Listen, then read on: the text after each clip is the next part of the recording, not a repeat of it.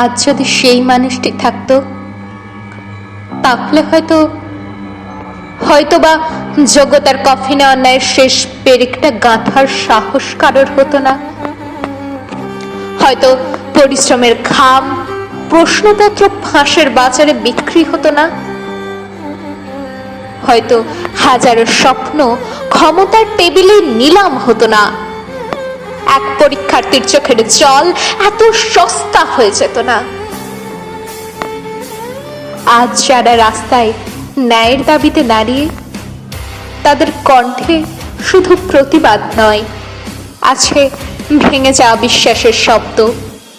কারণ প্রশ্নপত্র শুধু কাগজ নয়, ওর প্রতিটি পাতায় লেখা থাকে একটা পরিবারের আশা, একটা মায়ের নির্ঘুম রাত, আর একটা বাবার রক্ত ঘামে জমানো স্বপ্ন। মনে হয়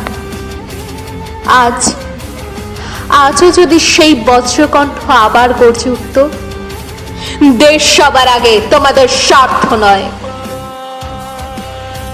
সেই একটি মানুষ, যার নাম সুভাষচন্দ্র বসু, যিনি আজ নেই, তবুও তার অনুপস্থিতি আজ সব থেকে বড় প্রতিবাদ। তার আদর্শ যত দূরে যায়, অন্যায় তত সহজে মাথা তোলে, আর ন্যায়ের জন্য তত বেশি মানুষকে রাস্তায় নামতে হয়। কবিতা বজ্রকণ্ঠ, কলমে ও কণ্ঠে স্বাতী দাস।